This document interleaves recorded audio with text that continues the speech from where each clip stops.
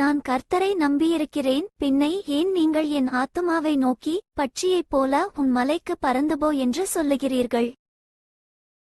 இதோ துன்மார்க்கர் வில்லை வளைத்து செம்மையான இருதயத்தார் மேல் அந்தகாரத்தில் எயும்படி தங்கள் அம்புகளை நாணிலே தொடுக்கிறார்கள்.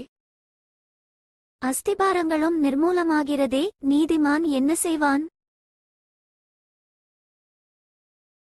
கர்த்தர் தம்முடைய பரிசுத்த ஆலயத்தில் இருக்கிறார். கர்த்தருடைய சிங்காசனம் பரலோகத்தில் இருக்கிறது.